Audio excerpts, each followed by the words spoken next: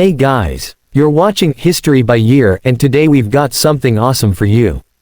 In 2025, Russia stands at a crossroads of global attention, internal uncertainty, and shifting power dynamics. The events that have unfolded over the year have not only shaped the future of the Russian Federation but have also impacted the geopolitical balance across Europe and beyond.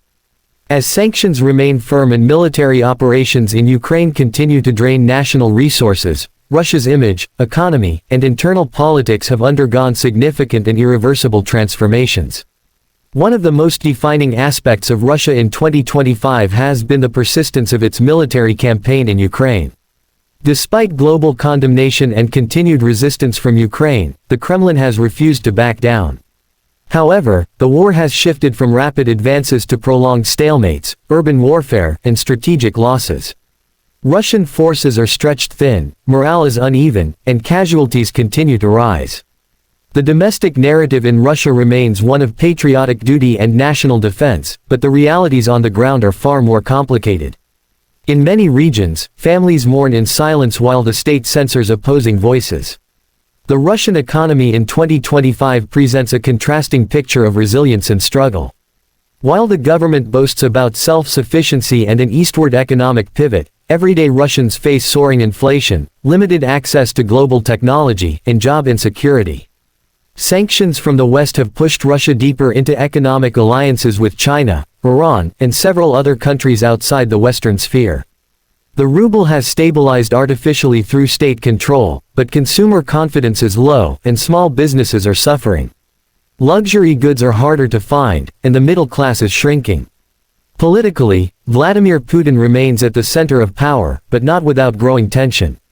After years of authoritarian consolidation, whispers of dissent are growing louder, though still largely underground. In major cities like Moscow and St.